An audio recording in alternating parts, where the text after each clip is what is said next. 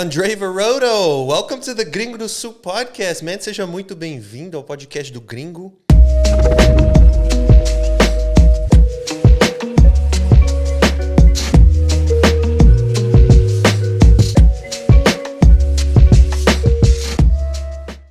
Cara, uma honra ter você aqui, meu amigão, meu mestre das finanças, polícia militar, homem de Deus, amém. Logo um pai de família, né? Na cara do gol. Na cara do gol. 9 meses já, né? 9 meses. E então você tá aqui pra...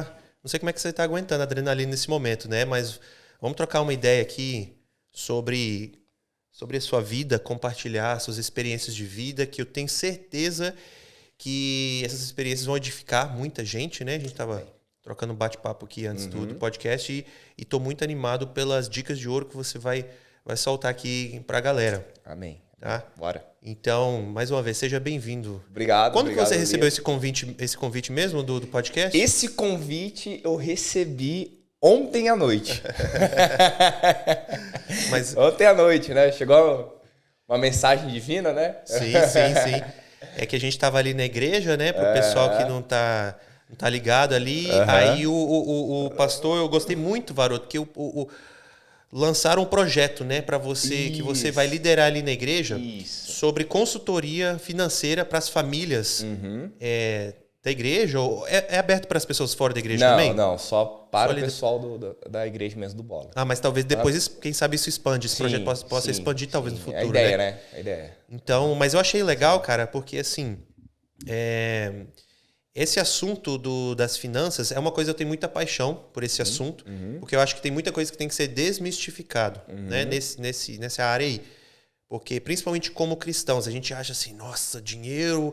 Porque a Bíblia fala lá, o amor ao dinheiro é a raiz de todo o mal. Aí a gente pega esse versículo e fala, tá, não podemos falar sobre dinheiro. Não, aí o pessoal cai nos golpes, igual a gente tá falando, cai em golpes, fica a vida inteira...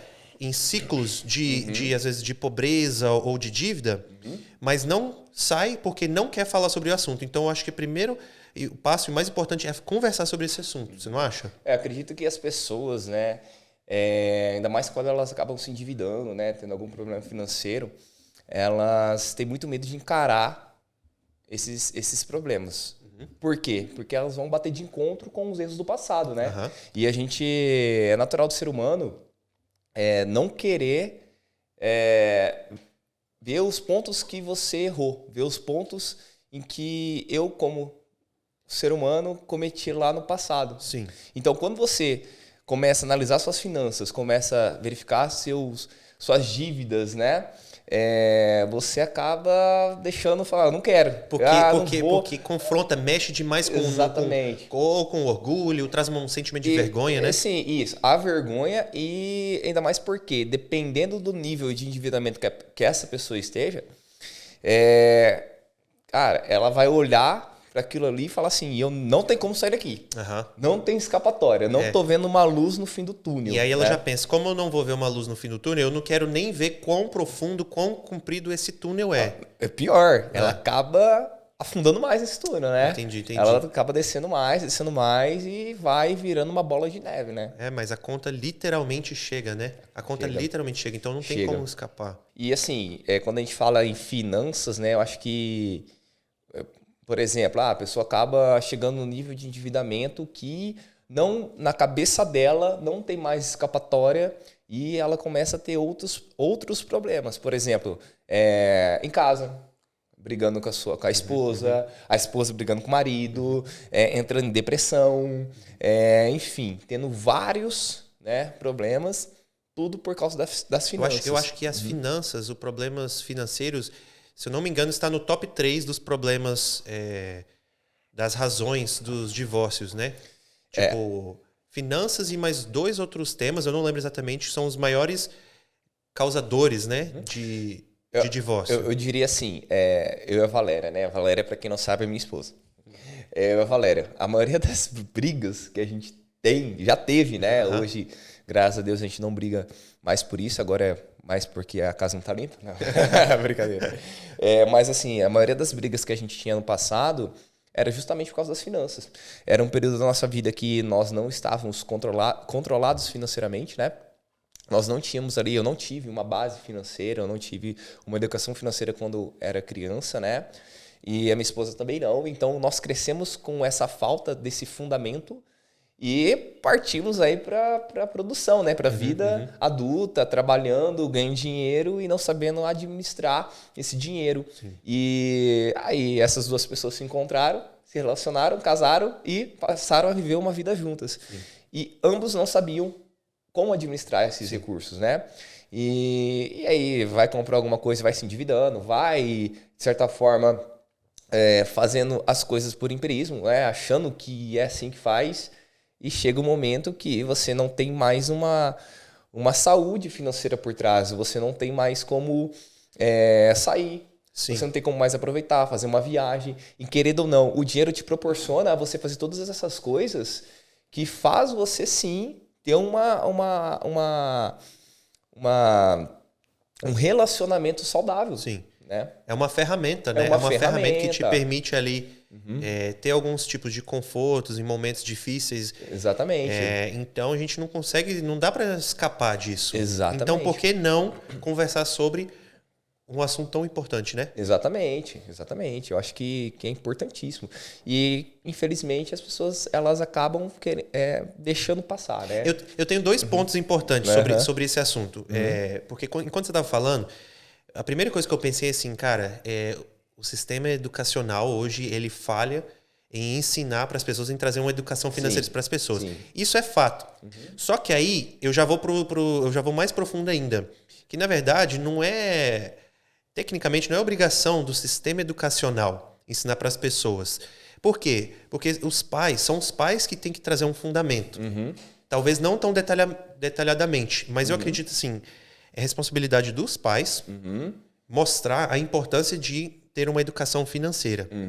E aí, os pais vão e empurram os filhos. Aí, se tiver um sistema educacional ali nas escolas, com um programa que ensina para as pessoas sobre finanças, aí você pode unir essas duas coisas, mas não tem... Essas duas coisas não existem na nossa cultura, principalmente na cultura brasileira. A cultura americana, os filhos já crescem, já são criados, entendendo que com 5 anos de idade, o americano ele já está vendendo limonada lá no... Já viu nos filmes? A criança vendendo... Da casa, né? Em frente da casa ali, ele já monta um lemonade stand, né? Que é uma barraquinha de limonada, ele faz o suquinho dele, coloca lá 50 centavos e tal... E ele vende, ele já está aprendendo sobre comércio, negócios, empreendedorismo desde muito cedo. Então, ele já está aprendendo sobre esses assuntos e sobre como administrar. E aqui no Brasil é muito pouco. Eu vejo a falta da educação dentro de casa, porque é algo que não foi ensinado para os pais, nossos pais. Então, eles não têm como repassar o que não foi ensinado. E depois, na escola, é muito menos. Na escola, nem no sistema educacional dos Estados Unidos, tá? A gente é ensinado sobre a educação financeira, que eu estudei nos Estados Unidos, do jardim de infância até a universidade. E eu fui para a escola Business School. Eu estudei administração, me formei em administração.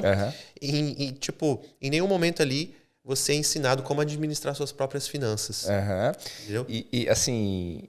E é um ponto interessante que você falou, né? Acho que a gente pode tirar aí 2 ensinamentos, né? O primeiro deles é achar que esse é um problema do Brasil. Você viu que eu mencionei que até nos Estados Unidos, né? Sim, não é um problema do Brasil. Não é do Brasil. Assim, não é só do Brasil.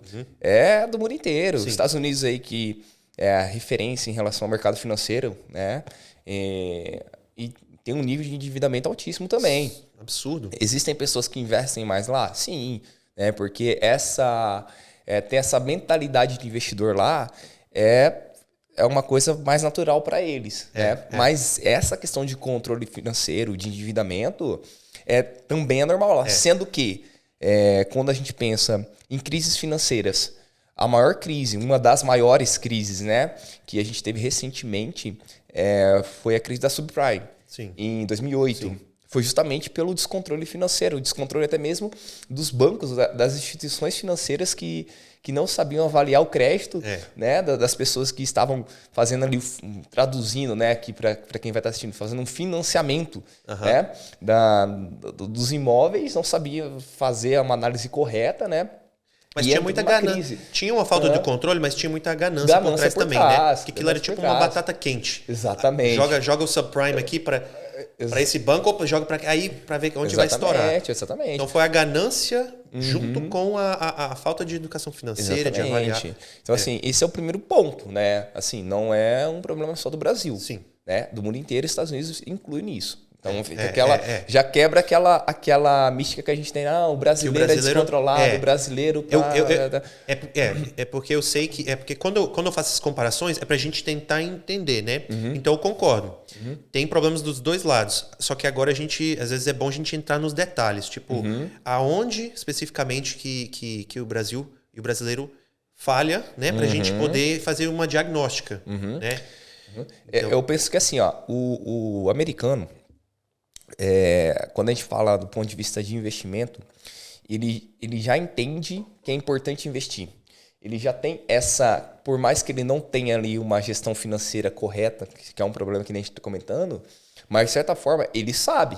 Ele sabe que ele tem que investir, ele sabe que é natural nos Estados Unidos você ter uma carteira de investimentos para criança. Sim. Né? Sim. Tipo assim, para ele, quando for para a universidade, ele já pode usar aquilo ali para aplicar para os pagamentos ali da universidade. Exatamente. Isso é algo totalmente comum. Isso. Então, lá existem mais investidores. Então, lá a gente pensa assim, já tem todo um ciclo, um entendimento, uma compreensão do ciclo, né? Que você tem que realmente guardar o dinheiro, que você tem que não só guardar o dinheiro, porque você só guardar o dinheiro, você tende a ir à falência, é uma coisa até bíblica, que a gente já notou uns versículos, né? Então você tem que multiplicar esse dinheiro. As pessoas acham que assim, não, deixa eu só colocar na poupança. Não, isso tem um risco enorme com isso. Porque se a gente for na parábola dos talentos, né, que está em Mateus, a gente vê que Deus fala pra gente não enterrar os talentos, né, dos 3 caras ali, um deles enterrou os talentos que foram dado para ele. Sim. O que é enterrar os talentos? É enfiar o dinheiro na poupança. Sim. Porque assim, pessoal, é importante entender que a poupança, existe uma coisa por trás chamada inflação. Tá? Inflação. Então a inflação, ela basicamente vai corroer seu dinheiro. Então, para quem não está entendendo nada que eu estou falando aqui, eu vou tentar explicar de uma forma mais didática, tá? Vamos imaginar que você tem R$100. Esses R$100 hoje, daqui a 10 anos, vou chutar aqui, tá? Você vai valer R$50, metade do valor. Então você não consegue comprar daqui 10 anos o que você compraria hoje com R$100. Por quê? Porque durante esses 10 anos nós tivemos uma inflação comendo esse dinheiro, comendo um pedacinho desse dinheiro. Devido à impressa do dinheiro, né? Então o dinheiro vai sendo sempre imprimido ali para pagar dívida, para injetar dinheiro na economia, né? Então quanto mais... Oferta e demanda, vários pontos ali influenciam, né, na inflação. Agora, o que você tem que fazer então para você se proteger da inflação? Investir. Então quando você simplesmente coloca o seu dinheiro na poupança... se a poupança, um exemplo, tá? Se a poupança está rendendo abaixo da inflação, logo, seu dinheiro não está acompanhando a inflação. Então, no mínimo, você tem que colocar o seu dinheiro em um local que esteja rendendo, no mínimo, a inflação. No mínimo, a inflação. Para você ficar no 0 a 0.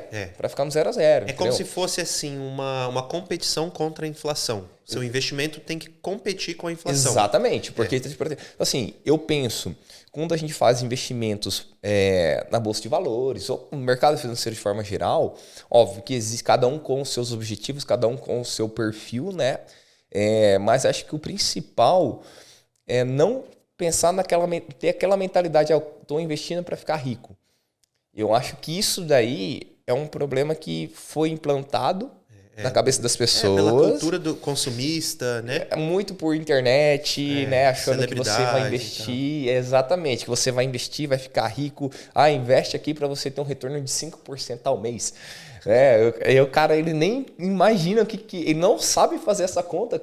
Como que seria esse retorno de 5% ao mês, 10% ao mês? Ele está caindo numa pirâmide, ele está caindo num golpe e não faz ideia.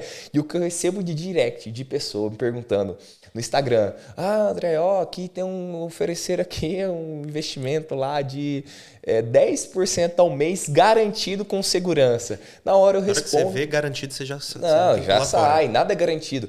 Até o maior assim, investimento mais seguro que nós temos hoje no mercado financeiro, que seria títulos públicos, né? Tesouro Selic, né? Tesouro Direto. É o investimento mais seguro hoje do Brasil, mas é o mais seguro.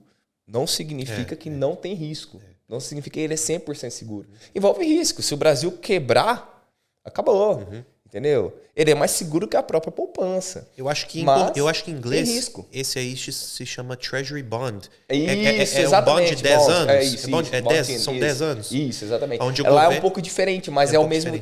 É título público, é o mesmo racional. É praticamente você comprar uma dívida do governo. Isso, é isso? Exatamente. E aí o governo empresta dinheiro para o governo. E o governo, em 10 anos, ele te garante que ele vai. Isso. Aqui no Brasil tem vários títulos, né? De acordo ali com prazos, de acordo com rentabilidade, pré-fixado, pós-fixado. Mas de forma geral seria exatamente isso aí, né? bonds. Esse é o mais garantido, porque é assim. Por que é o mais garantido, né? Porque é muito mais difícil um país inteiro quebrar, né? Tipo um Brasil desse tamanho. Por mais que existe muita corrupção, é muito mais difícil um país desse tamanho quebrar do que uma empresa. Isso, né? Assim, a gente tem que pensar que quando a gente fala do ponto de vista de investimentos, imagina assim, por que é mais seguro? O governo, ele tem uma coisa que ninguém tem. Que se chama impressora. Isso que eu ia falar agora, uma máquina de imprimir dinheiro. Se chama impressora. Sim. Entendeu? Então, assim, se eventualmente o Brasil tiver ali, né, não ter condição de arcar com, né, os seus títulos, ele vai imprimir dinheiro. E te paga. Óbvio. Isso vai gerar graves consequências, especialmente na inflação. Porque se você está jogando dinheiro, soltando dinheiro ali, obviamente que vai inflacionar essas coisas. Tem uma gíria em inglês para make it rain. Nunca vi isso aí, não. Faz chover. Vai chover. É uma gíria, eu só queria jogar esse parênteses aí. Exatamente. Então, assim, vai gerar consequências. Então, o governo, obviamente, que ele evita fazer esse tipo de coisa, né? É possível a gente ter casos de calote aqui no Brasil? É possível, né? Tem históricos de calote e tudo mais, sim. Mas ainda é o mais seguro. Mais seguro que a poupança. Agora, sim, por isso que eu falo, se esse é o mais seguro e ainda tem risco, imagina o camarada, ele tá te vendendo um produto com um retorno que não existe, né? Que é lá 10% ao mês, sem segurança. Esse cara daqui 2 anos ele tá mais rico que o Elon Musk. Entendeu? Então não faz sentido. Eu acho assim, as pessoas... Eu acho assim, o seu trabalho é extremamente importante, Varoto, porque ele ensina princípios. Princípios, qual que são os princípios do negócio, né? Qual que são os fundamentos? Vamos aprender isso aí antes de entrar no feed e ver um patrocínio de um cara que é muito bem na oratória e uma nova modinha do mundo, uma nova modinha das finanças, dos investimentos. Cara, vamos aprender os princípios primeiro, né? Antes de começar a se aventurar aí, por aí. Porque existem coisas, investimentos que as pessoas podem fazer que já tem décadas, já tem 100 anos que as pessoas estão fazendo, né? Vamos aprender aquelas coisas que são imutáveis primeiro, né? Antes de começar, agora eu vou entrar na criptomoeda, agora eu vou entrar nesse negócio aqui, né? Você não concorda com isso? Concordo. Acho que você tem que ter um fundamento. Tem que ter um fundamento, você compreender algumas coisas antes de você querer realmente investir o seu dinheiro. Tá? Investir é importante, sim. Eu diria que é o ciclo final de toda a organização você ter um investimento, só que é preciso entender o que você está investindo. Quando você fala, eu vou investir, que nem a gente estava conversando antes, né? Dando um exemplo de pessoas que caem em golpe e tal, tudo mais, e caem em golpe lá em criptoativos, né? Em criptomoedas. Um golpe recente ainda, que caiu um monte de gente, né? Isso. Enfim, é importante entender que quando nós falamos em criptoativos, são investimentos de altíssimo risco. Entendeu? Então, assim, é um investimento de altíssimo risco. Talvez você não tenha perfil para isso. Então, antes de você entrar em um tipo de investimento, é importante você se conhecer, né, como investidor e compreender os riscos daquele investimento. Então, quando você investe lá na renda fixa, vai fazer um investimento em título público, numa LCI, LCA, no CDB, enfim, tudo tem um risco. Compreender os riscos, você sabe, se der tudo errado, é isso aqui que vai acontecer? Compreendi. Tá tranquilo em relação a isso? Ok, então vai. Vamos evoluir. Eu aguento mais risco, eu suporto, tenho um viés de risco mais elaborado. Então aí você vai começar a investir em outros tipos de investimentos, fundos imobiliários, ações que são investimentos de altíssimo risco, criptoativos e assim por diante. Mas é importante entender. É importante entender também a idade do cara, da pessoa, né? Sim, então, tipo assim, eu tenho 50 anos de idade, quero aposentar daqui 15 anos. Aí você já vai entrar você vai criar um portfólio com muito menos risco. Isso, exatamente. Por exemplo. A carteira dessa pessoa, o portfólio dessa pessoa tem que ser pensado nessa pessoa. Sim. Né? Nos riscos e nos objetivos que ela tem. Se o objetivo é realmente se aposentar daqui 15 anos, então você vai... se ela não pode perder esse dinheiro, se ela não está disposta a arriscar, você não vai introduzir essa pessoa numa carteira de ações, por exemplo. Né? Então, tudo é relativo. Sim. Né? Ô, Varoto, ontem eu fiquei sabendo que você tem um certificado que poucas pessoas têm em Maringá. Eu queria saber um pouco sobre isso aí. Tá. Dentro do mercado financeiro existem algumas certificações. Tá?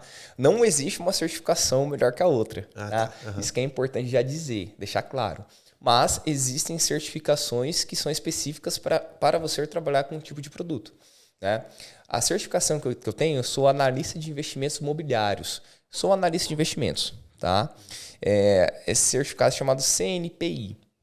É um certificado credenciado na PMEC, que é a Associação dos Analistas, que basicamente me credencia e possibilita avaliar ativos, analisar empresas do ponto de vista de investimento e indicar ou não a compra desse ativo. Então, basicamente é o seguinte, vamos supor que você é investidor e quer comprar ações aqui da SD Media. Pode ser. Empresa de mídia. Fechou.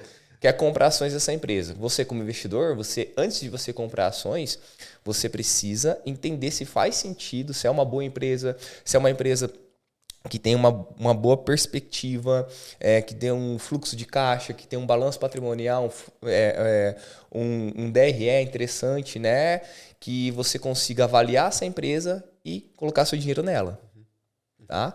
Então, o que o analista faz? Ele avalia essas demonstrações financeiras, DRE, fluxo de caixa, balanço patrimonial, e analisa as perspectivas econômicas dessa empresa e passa para o investidor. Chegou, Elias, pode comprar ações dessa empresa, de acordo aqui com a minha análise, é uma boa empresa, pelo preço que eles estão te oferecendo a ação dessa empresa. É um preço justo. É um preço justo, Tá. Eu acho que faz sentido você ser acionista dessa empresa. Da mesma forma, eu posso falar, não, Elias, eu acho que é uma empresa boa, só que pelo preço que eles estão te oferecendo não faz sentido. Tá muito caro, tá super valorizado. E também posso olhar para sua cara e falar assim, não, uma empresa não faz sentido. Essa empresa não tem um bom balanço, não tem um bom fundamento por trás. Então, a minha função como analista é exatamente essa. Então, a certificação que eu tirei como analista de investimentos é fazer uma análise por trás. Poucas pessoas têm, hoje cerca de 1.000 pessoas tem no Brasil inteiro. Tá? Se a gente parar para pensar do ponto de vista Brasil... 1.000 dividido por 200 milhões, 0,001%. São poucas, né? Quando eu tirei minha certificação aqui em Maringá, somente eu tinha essa certificação. Existem outras certificações como analista da CNPIT, né, que é o técnico. Eu sou fundamentalista, então fundamentalista na época só eu tinha. Depois outras pessoas tiraram também, né? Mas ainda são poucas pessoas aqui em Maringá, tá? Enfim, essa seria a certificação. Sim. Não, eu queria saber um pouco disso, porque as pessoas precisam entender, né? Não é só você tem uma paixão pelo assunto, você tem uma autoridade já para falar sobre isso, você tem um histórico que você já aplicou esses princípios e o que você ensina na sua própria vida e deu certo, né? Então, é importante a gente poder mencionar. Eu vou contar um pouco da minha vida financeira, mas eu vou pedir para parar a live, porque quem quiser assistir vai ter que assistir. Boa. Vai ter que assistir no podcast do do Gringo, viu? Em relação às finanças, né? Sim, eu odiava finanças. Eu odiava, é uma palavra forte, é isso mesmo. Eu não gostava de finanças, né? Justamente por causa do que eu comentei, né? Você tem medo de encarar os seus erros. Então, toda vez que eu abria as minhas finanças para tentar resolver a situação, eu falava, não dá. Não dá. Você Beleza. abria as finanças. Como que você abria? Tipo assim, você olhava para sua conta bancária? Sempre no negativo. Você olhava as planilhas? Sempre negativo, financiamento de carro, financiamento de casa. Tudo no vermelho. Tudo no vermelho, né? E sendo quando eu casei, né? Quem tinha a responsabilidade de controlar as finanças e pagar as contas era a Valéria. Ah, tá. Ela que no início, vocês, tipo assim, como vocês delegaram essa responsabilidade, tipo assim, essa área seria a responsabilidade dela. Então, assim, o dinheiro ela ganhava, eu ganhava, e quem ficava como responsável para pagar as contas era a Valéria, né? E eu tava nem aí, entendeu? E a Valéria sempre chegava para mim e puxava minha orelha, né? E falava assim, André, eu preciso que você me ajude aqui, porque eu não consigo às vezes pagar, eu esqueço de pagar, eu não consigo me organizar, e eu sempre nem liguei, nem liguei. E isso é uma coisa que Deus vai tratando na gente, né? Como eu nunca liguei para isso e sempre deixei essa responsabilidade para ela, de forma imatura, isso acabou gerando um problema. Porque é uma parceria, né? É uma parceria. E muito novo, a gente casou, né? A gente casou em 2017. Quantos anos você tem? Eu tenho 30, vou fazer 31 agora. E assim, como a gente não tinha essa... Perdão. 31. É porque depois de 30 a gente esquece. Eu fiz 30 esse ano, a gente... Aí, assim, a gente não tinha essa maturidade, né? E basicamente foi indo, né? A gente foi se endividando, eu nem aí com a paçoca, não tava nem aí, né? O que a gente poderia fazer para resolver. E chegou um ponto que nós estávamos ali com parcela do apartamento atrasada, e para quem sabe, parcela de um financiamento imobiliário, quando atrasa um dia, é uma pancada de juros. A gente tinha um carro financiado, financiamento do carro, 2, 3 parcelas atrasadas, a conta de luz atrasada, 3 também, e plano de saúde, enfim, imagina um caos financeiro, cartão de crédito sempre pagando o mínimo, né? Consignado, né? Que como servidor público tinha esse direito, né? Enfim, então caos total. Uau. E chegou um ponto em que a minha esposa, né? A Valéria, ela não tinha mais condição psicológica de suportar isso sozinha, né? E foi uma fase da minha vida que eu compreendi que eu precisava ajudar ela. Mas demorou. E isso gerou uma crise no nosso relacionamento. Porque, como eu falei, quando você está financeiramente abalado, quando você não tem uma saúde financeira, você não prospera. E sua família também. Entendeu? E eu me importava muito com outras coisas, né? Dava atenção para outras coisas, não para minha família, não para minha esposa. E foi um momento que, então, eu conversando com a Valéria, falei assim, então deixa que a partir de agora a responsabilidade é minha. A responsabilidade é minha. Então, assim, chegou num ponto de crise, né? Para você virar essa chave. Crise total. Uma crise total para você virar a chave. Poço. E o que eu acho legal, você chegou no fundo do poço ali, só que aí você usou aquilo ali para melhorar a sua vida. E agora você está usando essa experiência para dizer para as pessoas, olha, existe um caminho, eu trilhei esse caminho, e existe um caminho melhor. Não faça igual eu, não espere chegar no fundo do poço para você transformar a sua vida. Vamos mudar agora. Então, vamos ser proativos. O que acontece? Como a gente chegou no fundo do poço, eu assumi essa responsabilidade. Quando eu assumi essa responsabilidade e coloquei as contas na mesa, eu não tinha nenhum conhecimento. Eu falei assim, meu Deus, o que eu vou fazer aqui para resolver? Que técnica eu vou usar? O que eu vou fazer? Eu não sei nada sobre finanças.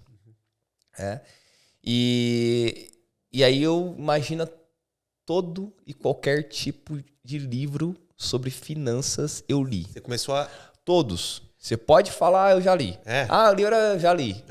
Eu já li também. Pai rico, pai Já pobre. li. Que é o número 1 ali. Você já leu algum do Dave Ramsey? Já li. Já, né? Já li. Dave Cara, Ramsey assim, do... Como é que é? Os passos... Como é que é em português? O título daquele famoso livro do Dave Ramsey. Os passos de...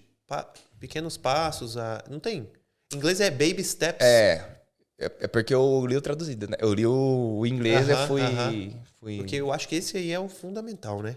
Tem um livro muito bom agora, e fica a dica pra quem quiser, que é mais por psicologia financeira mesmo, que chama Psicologia Financeira. Sim. Entendeu? Legal. É um livro que mexe muito com essa questão da importância das finanças. É um livro recente. Tá? Enfim, eu estudei, fiz alguns cursos sobre educação financeira. Beleza, aí aprendi. O que eu vou fazer agora? Vou resolver minha vida, porque eu fiz para resolver minha vida. Então comecei a aplicar. Então tem muita coisa que para mim não deu certo. Comigo não funcionou. Tem muita coisa que funcionou. Tem muita coisa que eu adaptei para funcionar. E fui criando minha metodologia de educação financeira, minha metodologia de como pagar as dívidas, de como sair desse buraco, né? E demorou. Não foi algo da noite pro dia. Não foi algo tipo, vou fazer isso hoje pro mês que vem dar certo. Não. É uma coisa que demorou aí, vamos jogar 1 ano e meio. Isso é um ponto... Pra você mudar de mentalidade. Não, pra resolver o problema da minha vida financeira. Cara, mas isso é um tempo muito curto. Exatamente. E assim, 1 ano e meio, 1 ano e meio, 2 anos. E é importante dizer isso porque muitas pessoas pintam por aí que é da noite pro dia. Que é você fazer aqui, faz aqui, mexe ali, x elevado ao quadrado, pronto, resolveu. Não, é uma construção. É algo que demora. Porque você vai começar a pagar a dívida X. Mas não é Y, não, é a X. Mas mesmo para a pessoa, porque eu falo assim, 1 ano e meio foi sua situação, mas as pessoas elas precisam entender que para a maioria das pessoas não é 1 ano e meio. Né? Então, tipo assim, para elas não serem desencorajadas. Sim. Só se assim, não chegar... eu cheguei ao nível hardcore mesmo. Porque né? assim, vocês foram ao extremo, né? Tipo assim, começou a ler todos os livros. O que vocês... E assim, o que a gente fazia, por exemplo? Cara, a gente não saía mais. Então, por exemplo, quer comer uma picanha? Quer comer uma picanha? Tá, então hoje a gente vai comer miojo de picanha. Boa, sim. Quer comer... Vocês foram radicais. Total. Quer comer hoje vamos comer um frango. Beleza, vamos comer um miojo de frango. Entendeu? Então, assim, a gente... Não saía nos finais... Nenhum final de semana. Ficamos mais de 2 anos sem ir no cinema. E contas, tipo assim, essas... tipo assim, Netflix, essas contas que você paga mensal, você começou a cancelar esse tipo de coisa? As que não usava, começou a cancelar porque não usava. Eu cancelava porque não usava. Então, assim, roupa? Não, roupa rasgada. Não comprava roupa nova. Eu andava com roupa rasgada. Tênis rasgado e com só no sapateiro. Aí talvez a pessoa escuta isso aqui e fala assim, nossa, cara, mas cadê a dignidade? Cara, a gente tem que desligar o orgulho. Em momento que a gente tem que ser radical, mano. Tem que ser radical. Fala, cara, esquece. Não tem. E, assim, o fato de eu ser militar, né? Eu entendo dessa... Pra mim é muito tranquilo falar assim, não vamos fazer. É pra preto e branco. Exatamente. E é pau. Entendeu? Então, assim... Então a gente chegou num nível que a gente... Vamos resolver, beleza. E foi quando eu compreendi, saí do limbo, começou a sobrar dinheiro, falei assim, é agora que eu vou fazer com esse dinheiro que tá sobrando. Vamos começar a investir. Isso. E mas eu agora tenho que aprender a investir.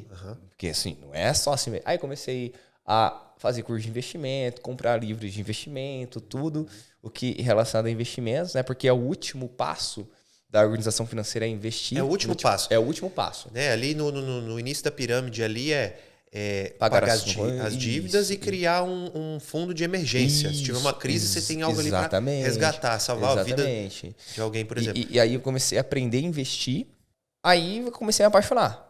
Apaixonar realmente por investimento. E aí as pessoas começaram a me procurar. Né? Assim, como que... Amigos, assim. Amigos, me ajuda a investir, me ajuda não sei o que, me ajuda não sei o que. E aí foi quando percebi, né, que existia a possibilidade de cobrar isso daí. Isso. Entendeu? Sim. Só que assim, no mercado financeiro, não é assim de bolo.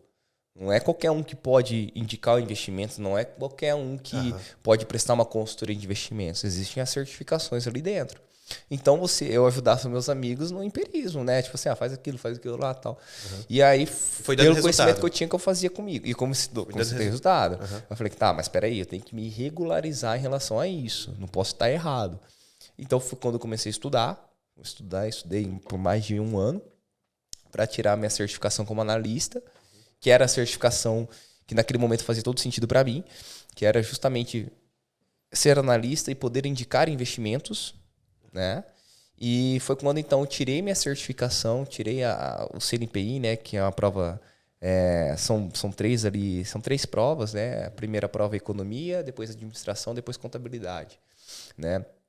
Então tive que me profissionalizar nessas 3 áreas, economia, administração financeira e contabilidade, e tirar a certificação e me tornar realmente analista, certificado e poder trabalhar profissionalmente com investimentos. Né? E foi quando aí, então, eu comecei realmente a trabalhar, comecei a me profissionalizar e aí as coisas começaram a acontecer de uma forma grandiosa, né? Cara, essa parte de você ajudar os amigos é bem legal. Por quê? Quando eu saí da universidade, assim, em geral, os americanos, universitários americanos, saem com muita dívida. Não sei como é que é essa parte aqui no Brasil.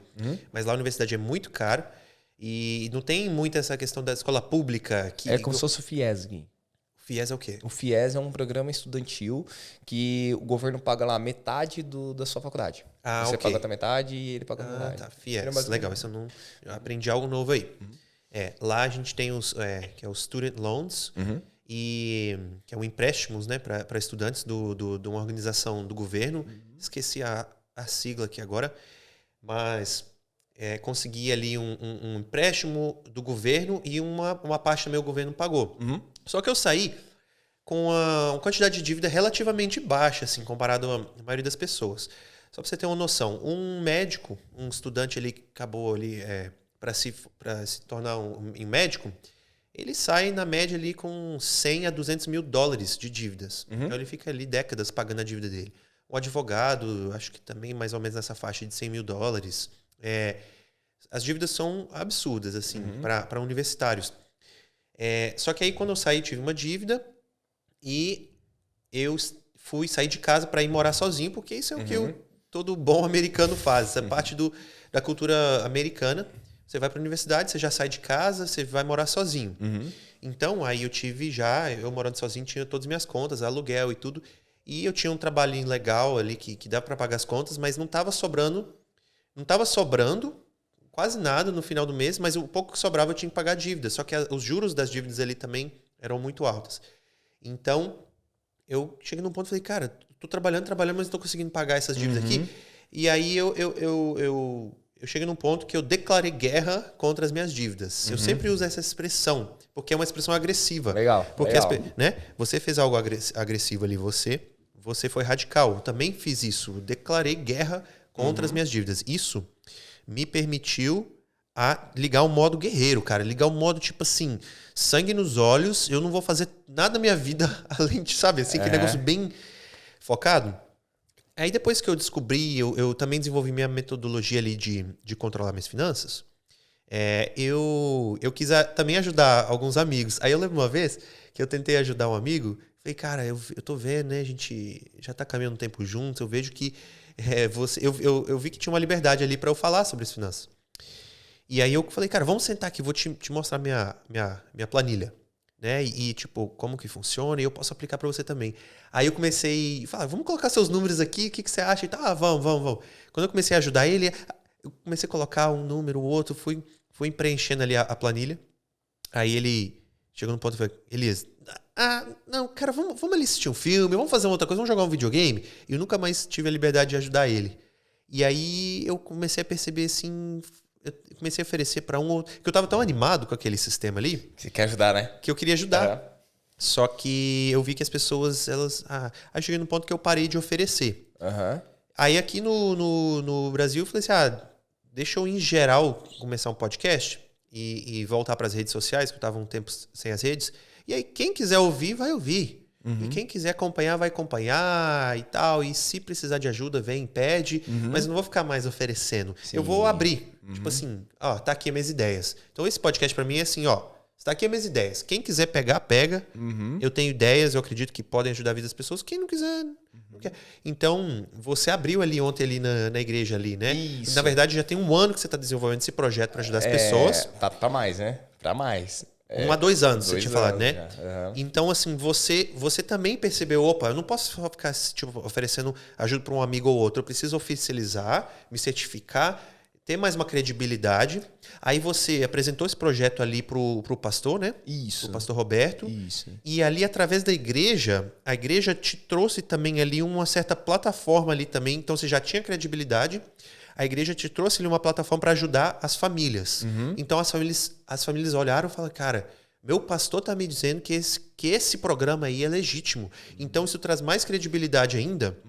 E aí, as pessoas vão se sentir seguras. E aí, isso ajuda no psicológico das pessoas. Exatamente. Aí elas vão estar com o coração mais aberto para escutar e para receber essa ajuda. Esse é o objetivo, né? Que nem eu contei essa história de como tudo começou, né? Na minha vida financeira.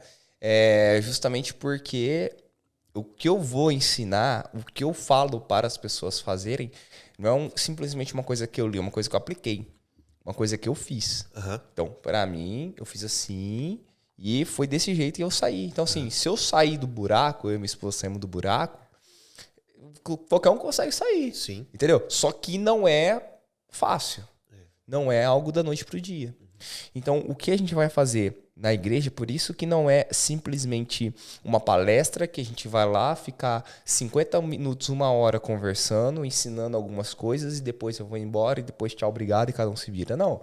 A ideia do pastor é justamente, né, a gente fazer um acompanhamento, um experimento dentro da igreja, cara. Porque assim, nós somos cristãos, né? Nós estamos ali, nós somos crentes a Deus.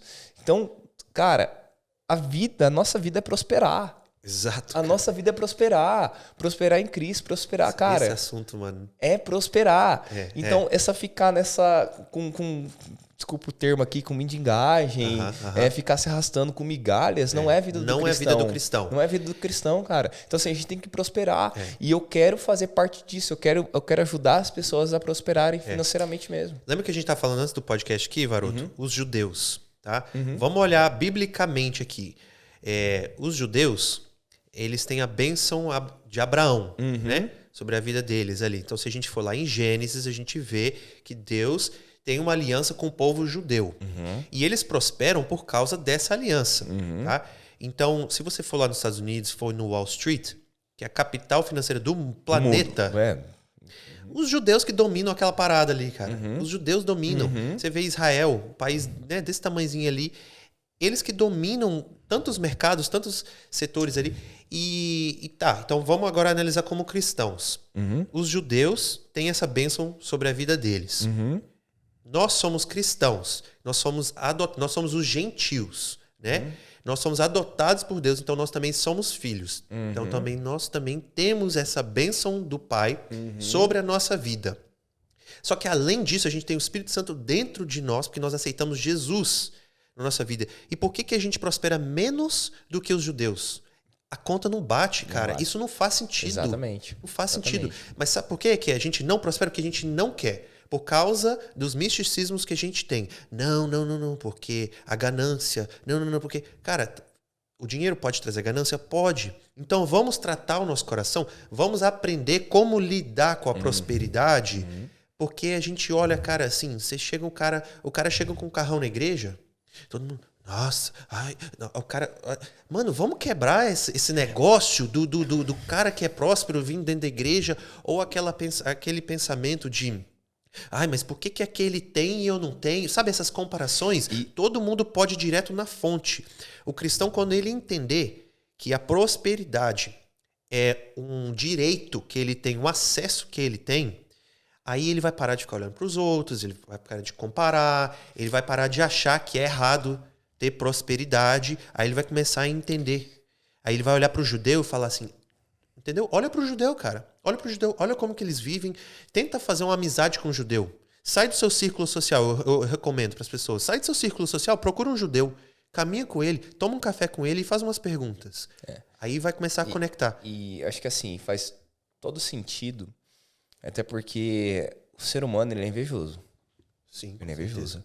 E, infelizmente, nós somos doutrinados como criança, a maioria das pessoas, na verdade, né? A odiar o rico. Porque tem aquela mentalidade de que o rico tá ganhando e por causa que ele tá ganhando, eu tô perdendo. Exatamente. Então, assim, esse é um erro, assim, diria que é um dos maiores erros você como ser humano fazer uma coisa dessa. Porque é natural do ser humano, você não vai em busca daquilo que você odeia. Você não vai, exato. Entendeu? Então, quando, por exemplo, vou dar um exemplo. Uma pessoa com dinheiro, um rico passa, uma pessoa rica passa com um carrão. Você deu o exemplo do carrão. Ele passou com o carrão lá. Passou com o carrão. E a pessoa olha e fala, olha lá, ó.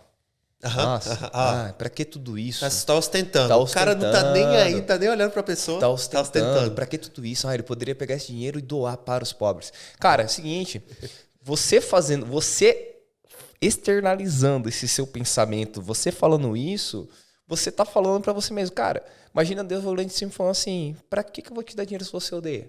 Eu não vou te dar dinheiro, Se você odeia, se você não gosta, por que eu vou te dar? Não faz sentido. E aí você começa a se sabotar? Auto-sabotar. Você começa a se auto-sabotar. Você não começa a ir atrás realmente de fazer dinheiro, de entender que dinheiro é bom. Por isso que eu, por exemplo, quando vejo uma pessoa com dinheiro, um carro melhor que o meu passando, na minha frente, eu falo assim, Deus abençoe. Assim. Deus abençoe, eu recebo. Porque eu sei que dinheiro é bom. Eu sei que dinheiro é importante. Sim. A gente não pode adorar o dinheiro. São coisas completamente diferentes, mas eu sei que o dinheiro é bom, o dinheiro é importante, o dinheiro que possibilita a gente estar aqui hoje. Sim. Não, e quando você falou ali da pessoa ali que olha pro cara e fala, nossa, ele podia estar doando dinheiro pro pobre, na maioria das vezes o cara tá doando dinheiro pro pobre. Na maioria. Cara. Se você pegar... vamos pensar assim, os maiores ricos do mundo. Quem tem mais dinheiro no mundo hoje aí? São todos filantrópicos. Todos filantrópicos. Todos. Tá? Aí o cara... Não, mas aí ainda assim o cara fala... Não, mas é porque ele ajuda o pobre porque tem incentivos fiscais, então ele vai ganhar um... Então, cara, sempre tem uma desculpa. Sempre tem uma desculpa. Sabotagem. É sabotagem. É uns paradigmas que fica ali. É tipo... Sabe aqueles gráficos que vai num pensamento e vai naquele outro e vai naquele... E o interessante é que aquilo lá, né? Geralmente quem ajuda não mostra. Geralmente quem ajuda não mostra, então você não vai ficar sabendo. Você vai ver o cara passando, né? O cara podia ajudar, o cara não mostra, o cara não ajuda. Cara, o cara tá ajudando. O cara tá ajudando. Se você vê que o cara tem um carro de, 300 mil reais, ele provavelmente poderia ter um carro de 500, mas ele tá ajudando um monte de gente. E eu falo disso de experiência, tá, cara? Porque eu já conheci muita gente rica nos Estados Unidos. Esses meses atrás, eu sentei com uma multibilionária. Uma multibilionária, cara, que é dona de uma fazenda gigante lá. Ela tem quadros caríssimos, peças de arte caríssimas. Se eu trouxesse, talvez, alguém ali para aquele ambiente que não está preparado para aquilo, ela vai começar a julgar. Por que essa pessoa tem esse quadro tão caro na parede? Por que ela tem 3 carros na garagem e tal? Mas ela não vai perguntar quantas pessoas aquela pessoa ajuda, aquela bilionária lá ajuda, quantas... Ela não vai perguntar isso, ela só vai ver o externo ali. E ela não vai perguntar principalmente como que ela chegou lá. Ela não vai perguntar como chegou. Isso é uma coisa que eu gosto de estudar bastante. Como uma pessoa, ela chegou lá. Como que ela chegou lá? Essa é uma sempre que eu vejo, analiso ali alguém, né? Enfim, pessoas que eu admiro, eu falo assim, tá, como que ela chegou lá? Como que ela chegou lá? Qual que é o caminho que ela fez? Porque essa pessoa ela sabe o caminho. E vamos lá, 99,9% das vezes teve muito sofrimento, sacrifício por trás que não aparece mas na hora. Posso aprofundar mais um pouco aqui? Como que ela chegou lá e como que ela permanece lá? Exatamente. Vamos falar sobre isso aí um pouquinho? Porque assim, Varoto, como manter, isso tem a ver com a administração, né? Então, é assim, ontem eu achei muito legal que o pastor Roberto mencionou, não, eu acho que foi o Gil que mencionou que os médicos, né, o meio dos médicos, todos têm um problema comum. É a administração das finanças. Então, o médico, ele ganha muito dinheiro. Mas ele tem a má fama ali de não saber administrar. E eu acho legal que eles mesmos reconhecem isso. Porque eu já sentei, já conversei com um médico, e ele falou, cara, entra muito dinheiro aqui, eu faço muito, mas não sei administrar, então eu tô sempre eu acho que ele quis dizer que ele estava sempre endividado. Então, não é só se formar, ter uma boa educação e tal, é aprender a manter. E manter tem a ver com preservar, tem a ver com administrar. Então, as pessoas, elas nem fazem aquela primeira pergunta de como ele chegou lá, e ela não faz a pergunta de como ele mantém lá. Porque o americano tem muito da questão de valorizar a riqueza geracional. E enquanto eu vejo muito aqui no Brasil, igual a gente falou no início, é um problema no mundo inteiro, mas eu, falando específico aqui no contexto aqui, eu vejo muito mais aqui no Brasil aquele pensamento de como que o cara comprou aquele carro. Ele não pensa assim, como que o cara preservou a riqueza dele por 3 gerações, onde o vô dele preservou e administrou bem, o filho e tal. Então eu acho muito raro você ver a riqueza ser preservada aqui no Brasil por umas 3 gerações, né? Tipo assim, na verdade deve ser muito difícil você ver dentro da vida de uma pessoa, muito menos em 3 gerações, porque o avô trabalhou muito duro ali para dar uma oportunidade para o filho. Aí o filho foi para a escola, estudou, abriu uma empresa e teve muito sucesso. Aí o filho desse filho, né, o neto, já nasceu na riqueza, só que às vezes o pai não deu as disciplinas. E aí ele esbanjou e ele foi festar e tal, perdeu tudo. Aí depois o filho dele vai ter que lutar tudo de novo. Em vez de criar um legado ali que permanece, a riqueza permanece, a pessoa não administra. E tem um versículo que eu acho muito, muito válido, muito importante a gente entender, que é um versículo que prova que Deus é um capitalista. Que assim, em Mateus capítulo 3, versículo 12. Pois ao que tem se lhe dará e terá em abundância, mas ao que não tem, até o que tem lhe será tirado. Então quando a pessoa pergunta assim, por que o rico só fica mais rico e o pobre só fica mais pobre? Por causa de um princípio espiritual. Quem tem vai continuar tendo mais. Isso não significa que o que tem não pode perder. Porque o cara que não preserva, não administra, ele perde. Mas o cara que tem e ele sabe administrar, ele só vai ter mais. O cara que tem a mentalidade correta, né, Varoto? O pensamento de abundância, os princípios espirituais alinhados, se ele vive de acordo com esses princípios, ele sempre vai ter mais. Né? Então não adianta você ir lá, doar o dinheiro para um monte de gente e ela não ter os pensamentos corretos, os princípios corretos, a mentalidade. Aquele dinheiro vai... Né? Me fala daquele aquele assim, exemplo que você deu. Vamos dar um exemplo aqui. Tá? Já foi feito um estudo em relação a isso, tá? E eu vou adaptar esse estudo aqui. Vamos adaptar para nossa igreja. O Bola. Tá? Se a gente pegasse o dinheiro de todo mundo do Bola, pega o meu, pega o seu, pega de todo mundo, pega do pastor, pega de todo mundo, e coloca o patrimônio de todo mundo em uma caixa. E a gente pega todo mundo do Bola, todo mundo que vai lá, do mais pobre ao mais rico, que era rico, que agora não é mais nada, agora todo mundo é igual. Todo mundo tem 0. A gente pega essa caixa e fala assim, tá, beleza, então vamos supor que sejam 100 mil nessa caixa, e vamos supor que sejam 10 pessoas no Bola. Só sejam 10 pessoas.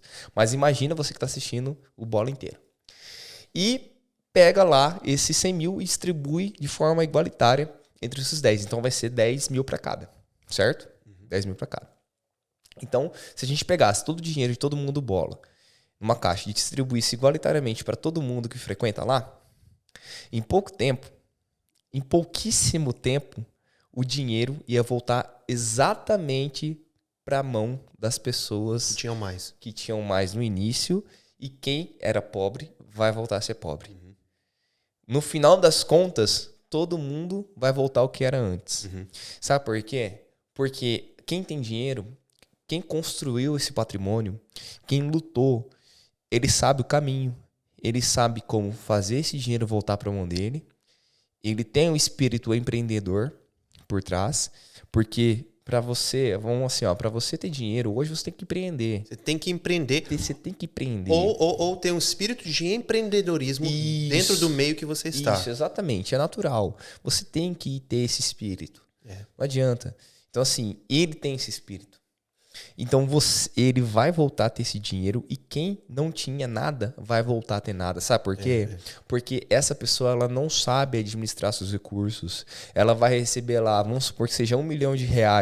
Recebeu R$1 milhão, vai torrar, vai pagar todas as dívidas, vai começar a torrar tudo. Torrar tudo. Ah, eu vou comprar uma Mercedes aqui de 600 mil, pra quê? Não sei, porque eu sempre quis ter uma, e ele não vai fazer, e assim, vamos pensar, a economia tá rolando, a economia tá girando, o mundo tá girando, a inflação tá comendo, é aquele pensamento, eu sempre quis. Eu Eu tenho um amigo que...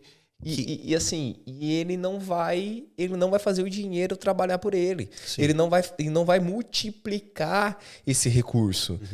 É a parábola dos talentos. Ele não vai multiplicar o recurso. Esse pensamento aí, Varoto, do eu sempre quis, eu nunca pude, sempre quis e hoje eu posso. Isso aí é uma arapuca. Isso é uma armadilha. É armadilha. Sabe, tem mais um pensamento? Qual? Posso morrer amanhã. Ah, é? Esse é o clássico. Eu posso morrer amanhã, então vou comprar. Veio um convidado aqui, um consultor financeiro, e ele, da XP. E ele falou assim, é um assessor. Aí ele falou exatamente isso. Ele falou, Elias, às vezes um cliente pra mim, ele fala, Henrique, a vida é agora, meu irmão, a vida é agora. Cara, eu ri demais, porque... É isso aí. É assim, posso morrer amanhã, beleza. Aí você não morre, chegou amanhã e você tá com a dívida lá. E não tem um patrimônio. Vamos falar outro aqui? Vamos falar outro? Mas Jesus tá voltando. Cara, dentro da igreja. Dentro da igreja. Mas Jesus tá voltando. Eu não posso ir lá na XP e investir para os próximos 20, 30, 40 anos. Porque, cara, eu tenho fé. Tudo na Bíblia, todas as profecias já se cumpriram. Então, Jesus está voltando. É qualquer momento agora, cara. Para que investir? Para que pensar no futuro? Exatamente. Então, ele não constrói esse futuro. Eu vou dar um exemplo aqui. O Josué tá vindo. O Josué tá na cara do gol aí, né? A Valéria já tá com 9 meses. E eu já combinei com a Valéria que assim que ele nasceu, fez o registro dele, CPF, já vão abrir uma conta para ele na bolsa. Isso. E a gente vai investir todo mês para ele. Isso. Quando ele tiver lá os seus 18 anos, eu não vou dar um carro para ele. Eu vou entregar a carteira dele. Essa é a sua carteira de investimentos. Quantos mil vai ter lá? Só por Deus. Sim. Mas vai ter a carteira dele. E ele, com 18 anos, ele já vai ter um patrimônio que possibilita ele ter uma liberdade financeira para ele realmente fazer o que ele quer. Sim. Para ele cumprir com os propósitos dele. Entendeu? Não ser escravo de alguém. Exato. Óbvio, não vai ser. Mas se torrar os tiros lá na frente, azar dele.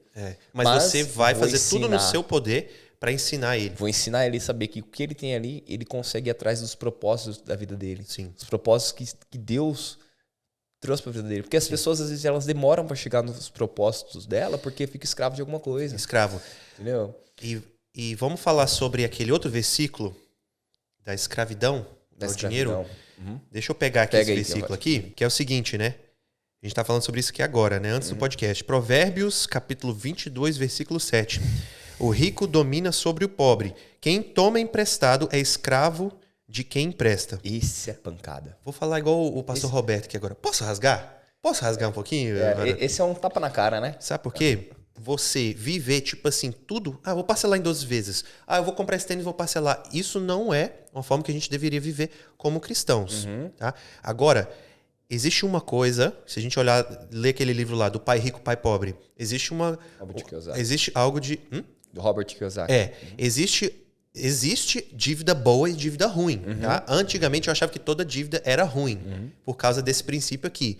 Tá? Então, não estou dizendo que toda dívida é ruim, que a gente nunca deve se endividar. Por quê? Hoje o sistema, a gente pode abusar um pouquinho do sistema financeiro, pegar uma dívida boa, que é um juros baixo, um investimento com juros mais alto e fazer um joguinho. Mas aí a gente tem que saber o que a gente está fazendo.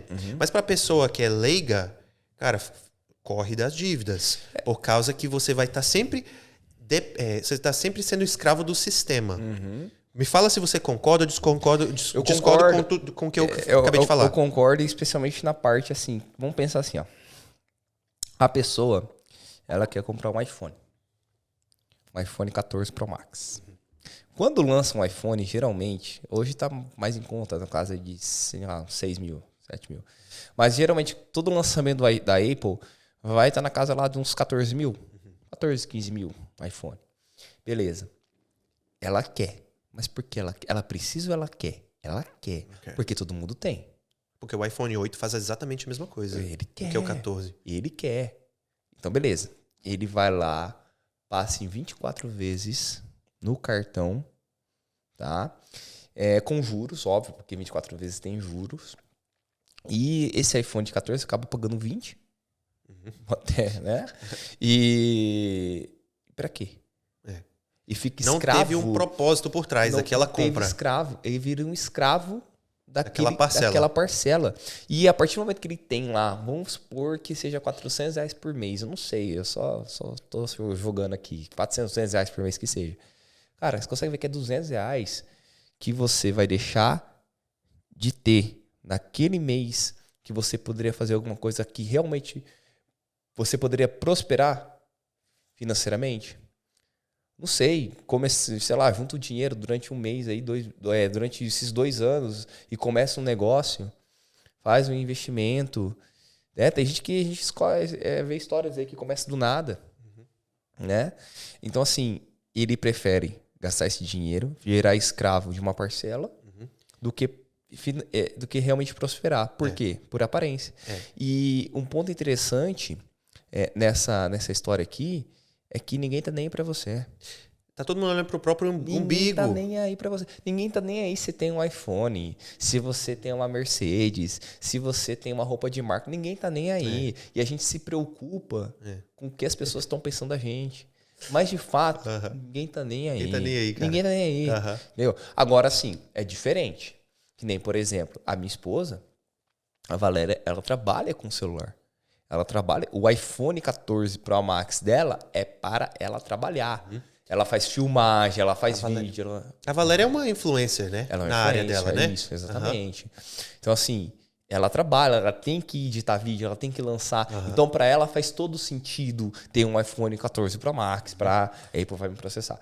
Faz todo sentido ela ter um iPhone 14 lá para ela fazer a produção de vídeo dela, porque realmente a qualidade do vídeo é melhor. Sim. Né? O Instagram, ele é feito para o iPhone. Como você vê, ele é feito para a Apple, né?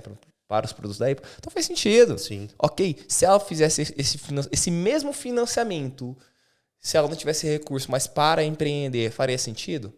Talvez sim. Entendeu? Então a gente tem que pensar o propósito por trás daquilo ali. Garoto, sobre os produtos da Apple. Eu tive... Hoje as pessoas olham... Eu tenho um iPhone, né? Não é o 14, eu tenho o 12. Só que as pessoas não veem por trás o tanto de tempo que eu permaneço com um produto da Apple.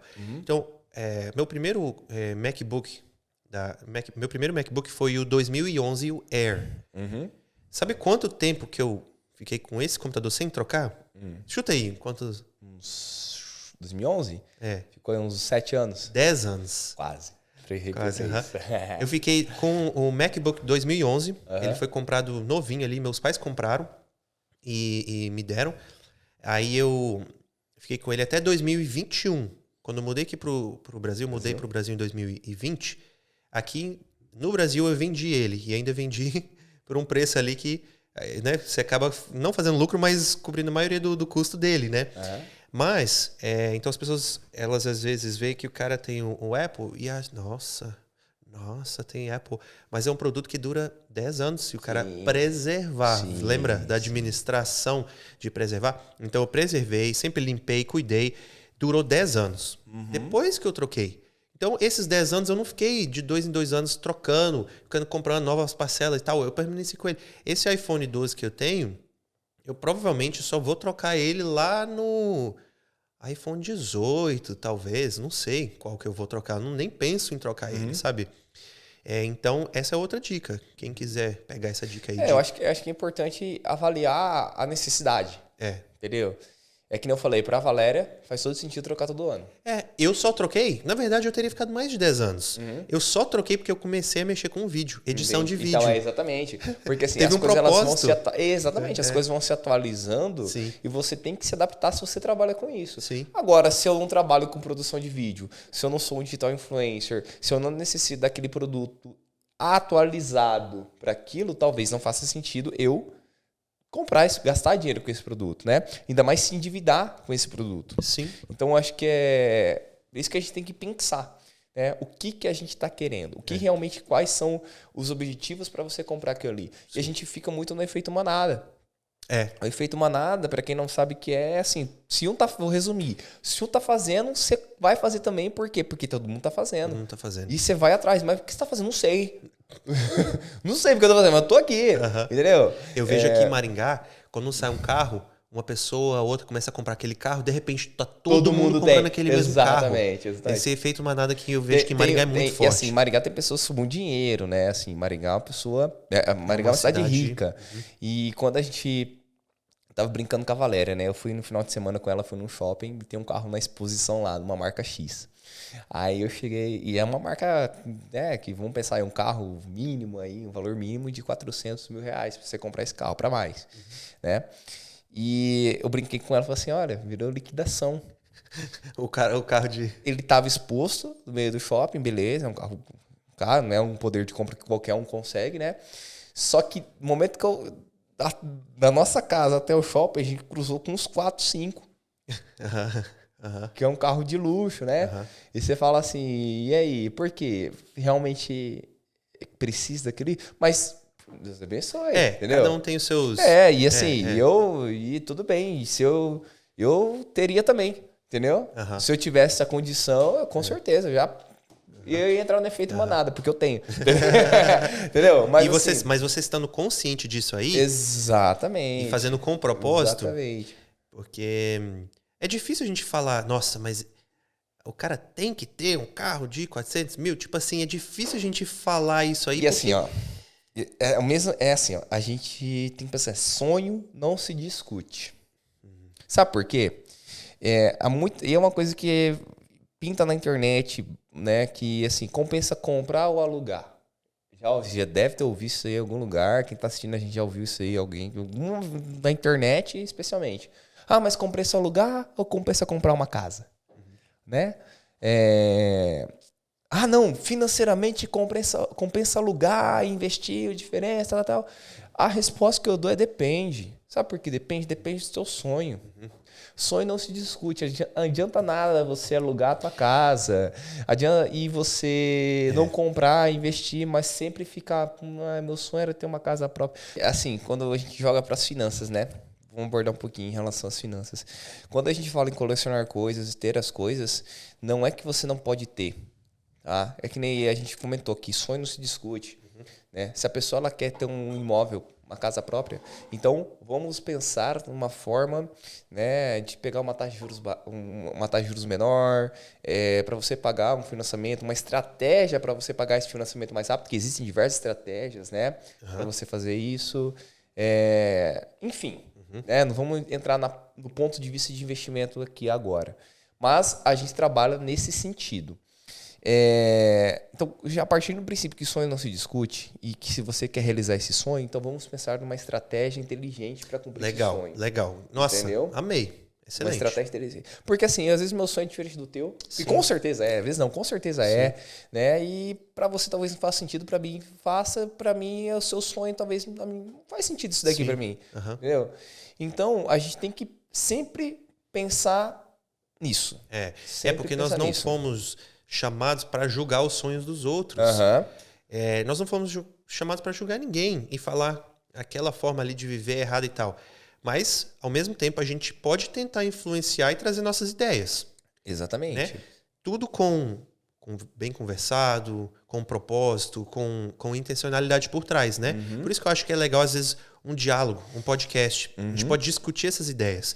E quando você fizer esse curso aí que você vai estar dando para a família... Eu acredito que você já deve ter estabelecido aí. Vai ter coisas gerais que você vai falar, Mas às vezes você vai ter que personalizar muitos assuntos para a situação de cada pessoa, né?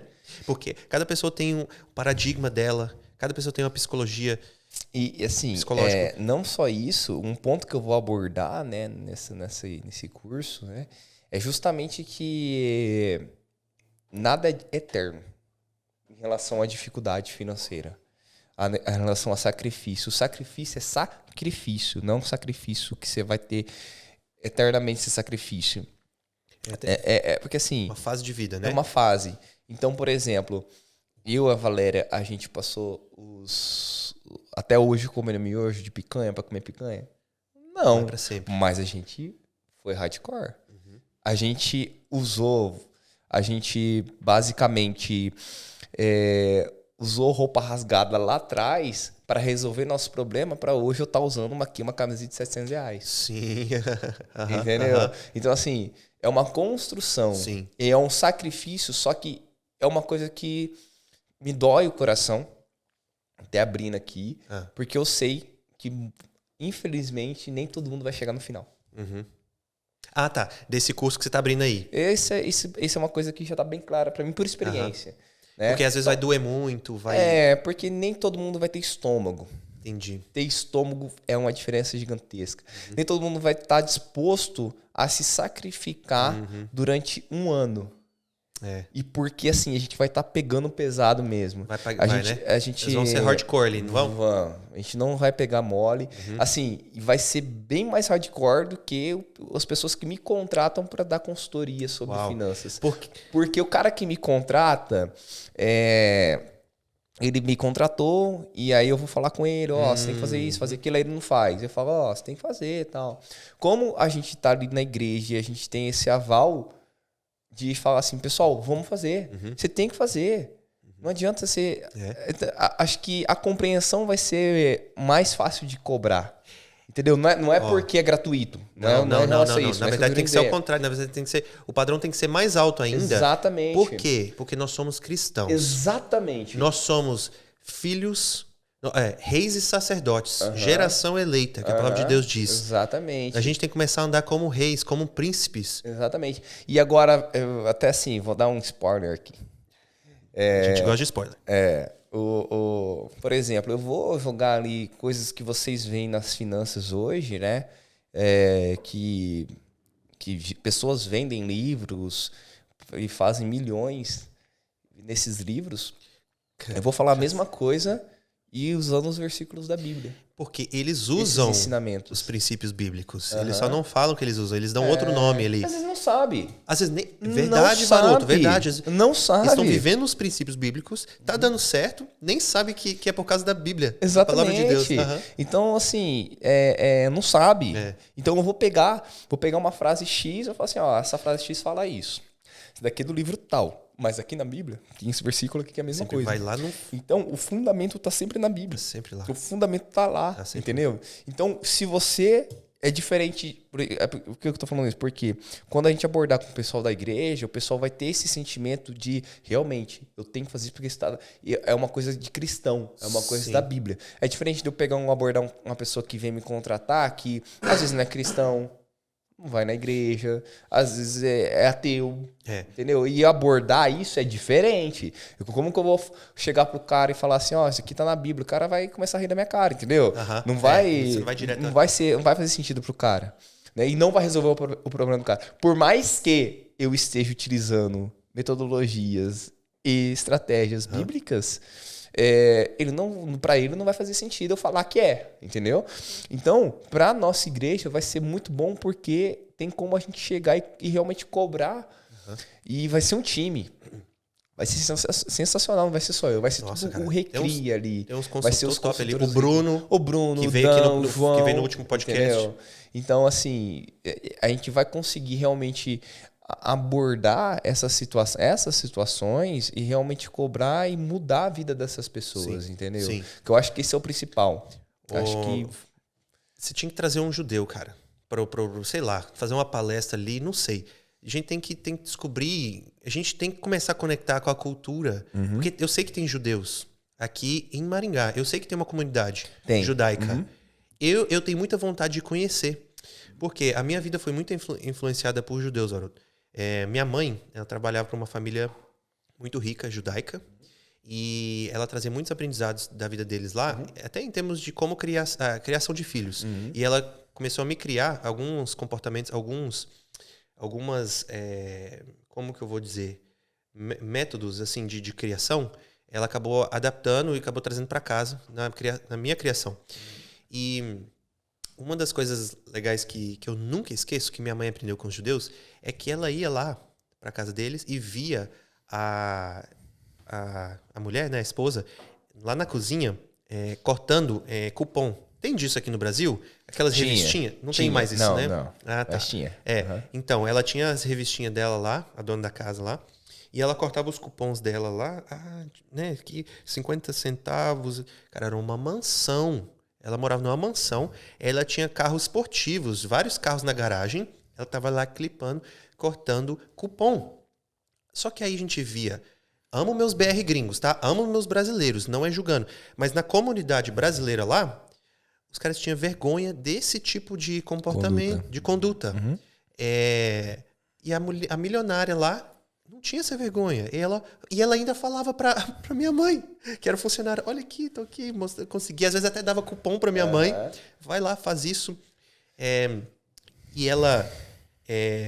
minha mãe pegou esse princípio, essa conduta aí, aplicou dentro de casa e depois eu aprendi. Sabe? Aí fui pro próximo nível, Varoto. Isso aqui, tem gente que vai rir da minha cara, talvez pra sempre, talvez até você. Sabe o que eu comecei a fazer? Eu peguei esses ensinamentos, e eu comecei a adaptar pra minha vida. Sabe o que eu comecei a fazer quando eu ganhava presente de aniversário? Eu guardava o presente. Às vezes eu ganhava tipo um gift card.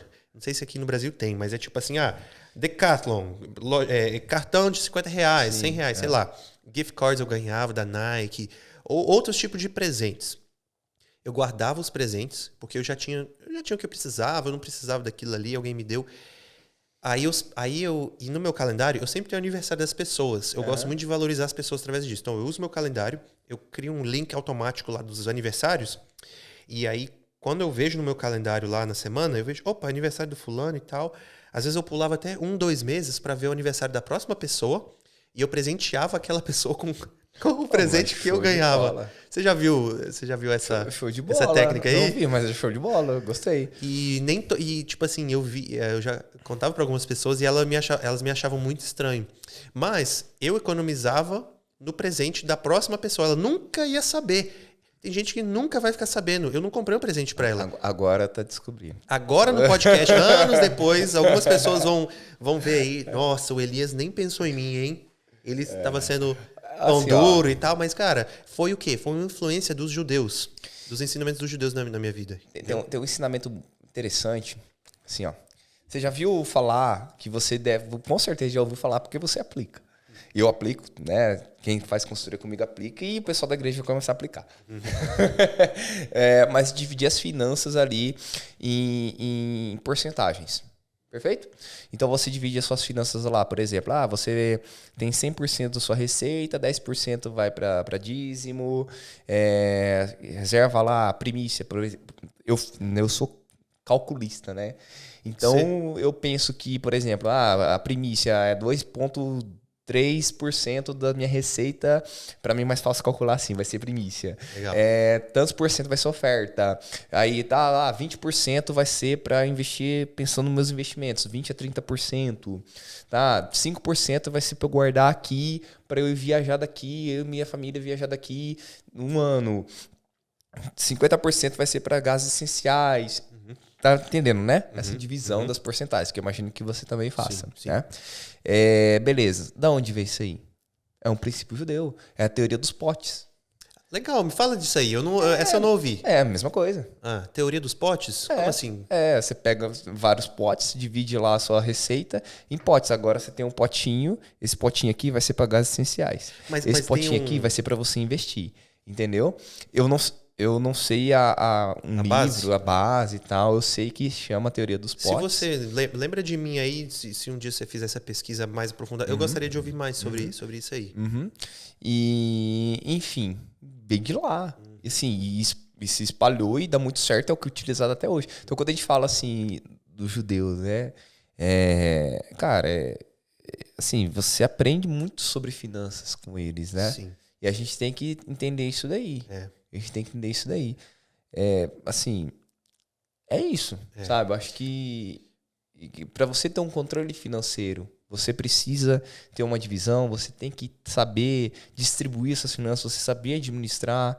Eu quero comprar um iPhone, beleza, então eu vou reservar tantos por cento por mês das minhas finanças para daqui tanto tempo eu comprar um iPhone, entendeu? Então você se controlar financeiramente. E agora vem na minha mente aqui falar, só para voltar um pouquinho o tema lá, do sacrifício, né?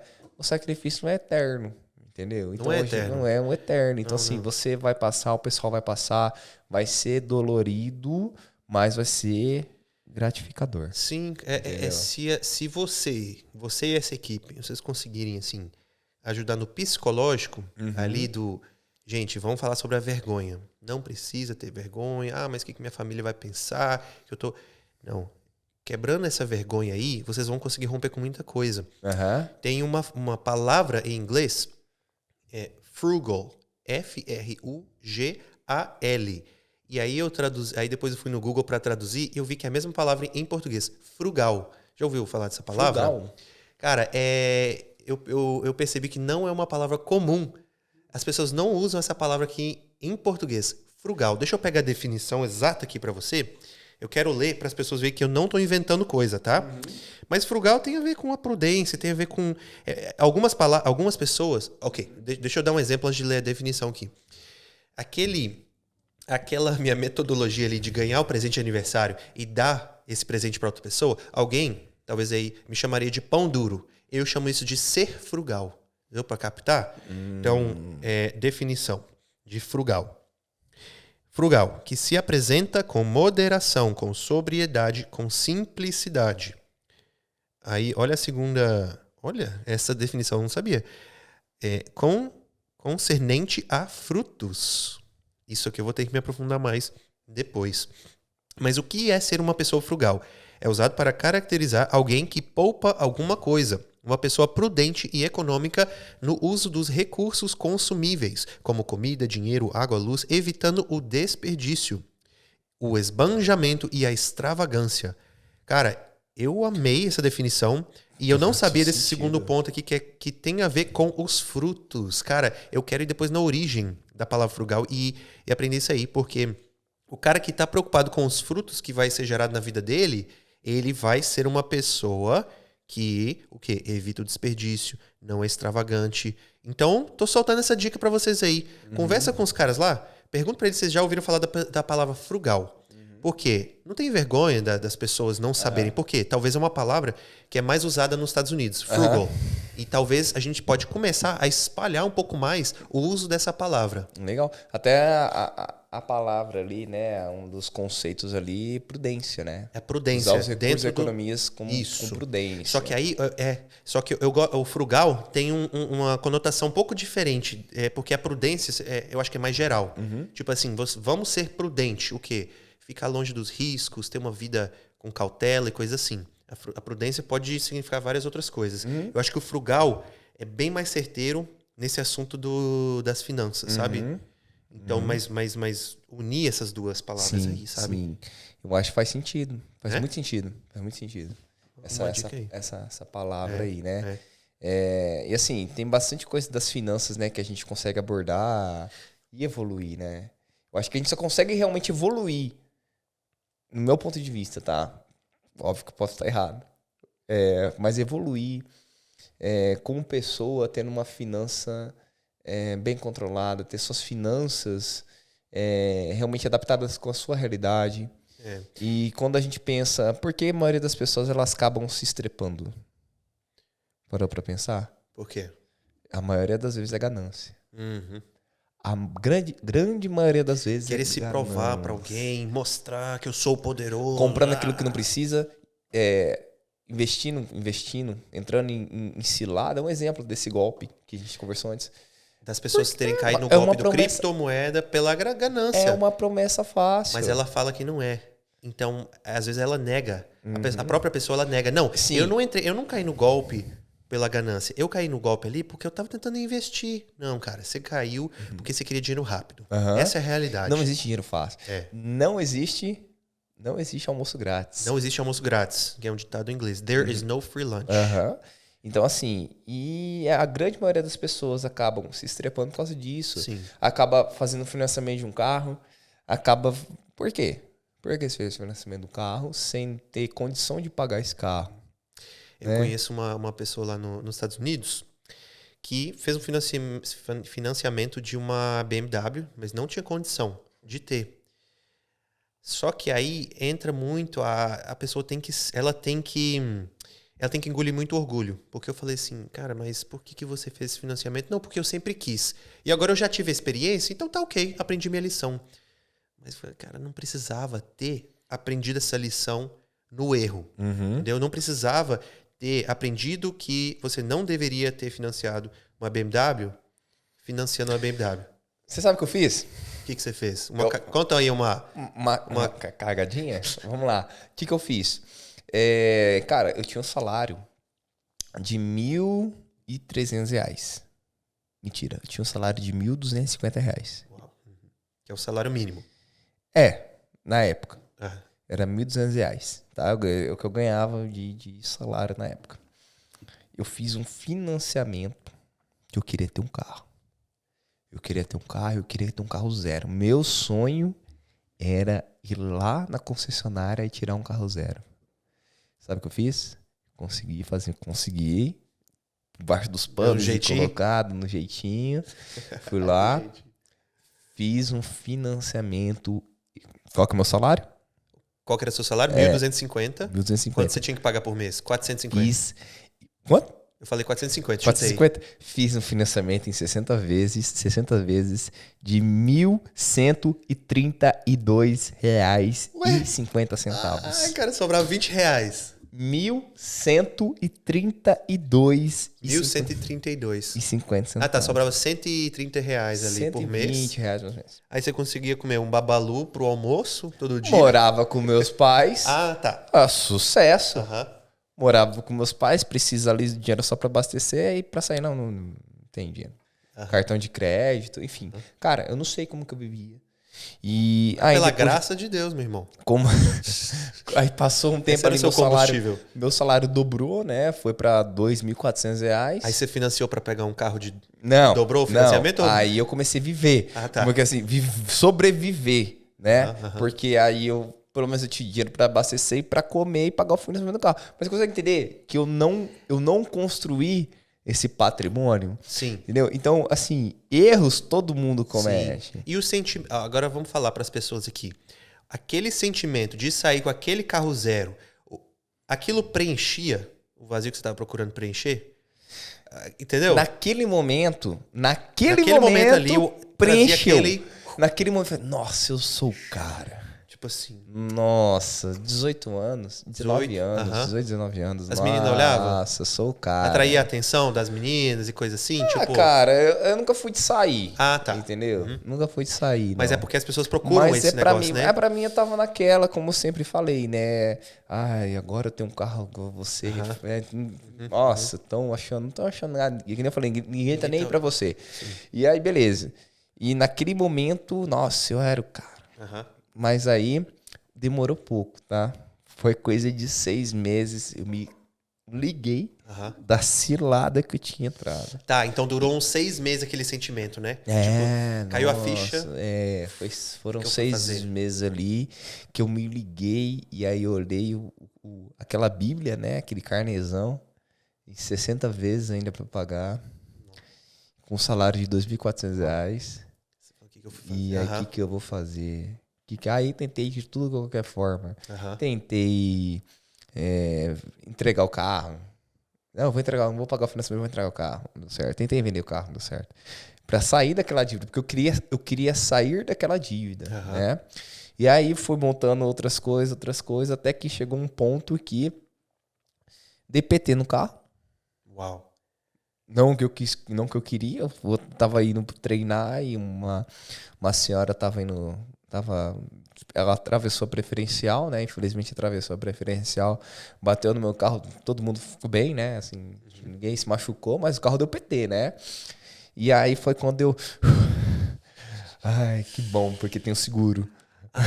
Veio isso, veio essa... Não, de alívio. Depois que do acidente e tal, eu falei assim, não, o carro deu perda total, então agora vai ter que ser acionado o seguro vai pagar o restante do financiamento e o que sobrar vai dar pra vocês. Uau.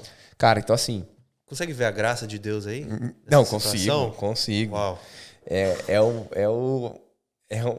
Você consegue perceber, assim, ele não vai te aparecer na tua frente, né? Mas assim, você consegue ver pelos detalhes, né? Então, não mas que demorou é Deus que fez você bater e tal, isso, mas Deus extraiu algo de bom. Isso que é a graça de Deus. A graça de Deus é Deus extrair o bom de uma situação ruim. Exatamente. E aí, assim, beleza, né? Aí foi quando não tinha essa saúde financeira, já estava todo endividado, paguei algumas contas, e aí, o que a gente fez?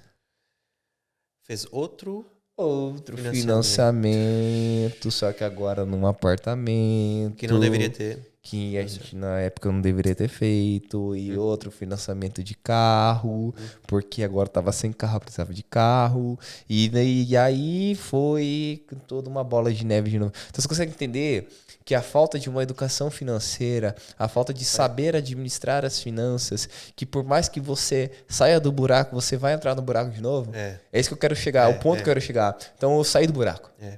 Entrei no buraco de novo. Entendeu? E aí foi que realmente eu tive que sofrer. Foi depois aí eu casei, já tava no buraco todo quebrado. E aí a gente casou, a gente teve que aprender muito, bater muito um de frente com o outro, porque casamento não é fácil. Porque tem o que eu aprendi no bola ali? O tripé no casamento é finanças, comunicação e sexo. Exatamente. Isso é algo que eu aprendi no Bola de Neve. Exatamente. Com os nossos líderes. Exatamente. E assim, começou a gerar aquela história que eu já contei, vários conflitos e tal. Foi quando eu assumi as finanças e realmente aprendi e compreendi, né, a importância das finanças aí depois que eu me profissionalizei como educador financeiro. Olha aqui que virada de chave, né? Sim, cara. De buraco do fundo do poço hoje para educador financeiro, analista e consultor de investimentos. Onde abundou o pecado, superabundou a graça. Exatamente. É isso que a palavra de Deus hoje diz. Eu empreendo, né? A gente abriu uma empresa, né? Eu não trabalho nessa empresa, eu sou sócio dessa empresa, uma empresa de consultoria empresarial, né? Será que sua esposa gostaria de fazer um podcast um dia, cara? Cara, ela gosta dessas coisas? Pessoa exata pra você. Sério? Que legal. Você sabia, ela tem uma história de vida sensacional. Eu sou fã da minha esposa. Cara, eu sou fã dela. Eu tô com muita vontade de te perguntar. Ela teve, cara. Vamos lá, pode. Não, te perguntar um pouquinho como que é. Ela teve, por exemplo, é uma pessoa que teve câncer. Você sabia? Ah, tá. Não, isso eu sabia. Com 20 e poucos anos, 23 anos, 22 anos com câncer, cara. Eu não sei detalhes nenhum. Eu só sei que ela... Enfim, deixa pro podcast. Isso, deixa pro podcast. Mas assim, ela é uma pessoa sensacional, batalhadora, sempre trabalhou. O pai dela morreu, né, com 12 anos de câncer. Uau. Entendeu? Então a mãe dela sempre teve que cuidar dela, né? E a mãe dela se aposentou agora recentemente, né, como empregada doméstica. Então assim, nunca teve aquele recurso financeiro abundante. Então a Valéria sempre foi trabalhadora, sempre trabalhou desde os 12 anos. E aí tudo mudou. Assim, é uma construção, né? Valéria, você vai ser a próxima convidada aqui no podcast, tá? Já tá combinado. Exatamente. Então assim, ela é uma pessoa sensacional, assim. Legal, cara. Assim, eu olho pra ela, eu tenho orgulho. Uau. Não só da mulher que ela se tornou, mas da esposa que Deus providenciou na minha vida. Uau. Varoto, eu acho que eu conseguiria tranquilamente ir mais umas 3 horas. Não, tranquilo. Conversando aqui. Coisa pra falar ainda. Mas vamos fazer uma parte 2? Vamos encerrando pela questão do nosso tempo da agenda de hoje. Daqui a pouco já é o almoço e a gente tá aqui viajando na conversa. De tão gostoso. É de 15. De tão gostoso que tá, né, cara? Mas, Varoto, no início de todo podcast, eu sempre falo para as pessoas, e eu esqueci de te falar, mas aqui é o território americano, tá? Ah, Então, se você sobrevive o podcast, você ganha o selo do gringo, que é tipo um green card. Tá? Mas esse green card só te dá acesso a voltar para esse estúdio, nada mais. Legal. Ok? Ele não te dá acesso aos Estados Unidos, tá bom? Se você tem que ir pelos meios oficiais para conseguir acesso aí para os Estados Unidos, o green card. Esse green card é o selo do gringo, mas você acabou de conquistar esse selo do gringo, tá? Você sobreviveu, foi divertido, foi gostoso e além de tudo teve propósito. Isso vai edificar, essa conversa eu tenho certeza que vai edificar muita gente. Sim. E mesmo se for só uma pessoa que precisava ouvir esse podcast, para mim já foi suficiente. Exatamente. Se tem uma pessoa assistindo esse podcast, Varoto, que tá no buraco ou tá tentando sair e ela aprendeu algo aqui e aquilo ajudou ela, para mim é o suficiente. Eu não recebo nada por esse podcast, eu não ganho um centavo por esse podcast. Mas a minha missão é mostrar para o mundo que o Brasil é massa, que o Brasil é o melhor país do mundo e que existem pessoas aqui que estão fazendo o negócio acontecer e que existem oportunidades aqui para o Brasil. Sim. E também, paralelamente, eu tento convencer o máximo de brasileiros possíveis lá fora para voltar para o Brasil. É uma missão secreta que eu tenho, cara. Vem, volta e vamos fazer nossa pátria, nosso país crescer, prosperar. Sim. Com toda a experiência que nós ganhamos lá fora, beleza, vamos voltar, cara. Então, é um pouquinho da minha missão aqui para te explicar, que eu acabei não te explicando no início. Show. Então, eu agradeço o convite. E vamos marcar a parte 2, né? Vamos. Tem uma palavra final para as pessoas que escutaram sua história, um pouco da sua história, seus aprendizados? A palavra final que eu tenho é acredite em Deus, acredite no seu propósito e descanse em Deus. Descanse em Deus, que Ele sabe de todas as coisas, especialmente as suas dificuldades que você está passando. Porque se deu certo comigo, vai dar certo para você também. Eita, glória, vou ter... Eita, glória. Não, com isso aí, meu irmão, a gente tem que encerrar por aí, não quero falar mais nada. Amém. Varoto, muito obrigado, tá? Agradeço, irmão. Muito obrigado, Deus abençoe todos os seus empreendimentos. Eu desejo que você possa expandir e crescer cada vez mais. Amém. Se você já está prosperando agora, eu desejo que você prospere mais e mais e mais ainda. Em nome de Jesus. Amém. Amém? Obrigado, meu irmão. Tamo junto.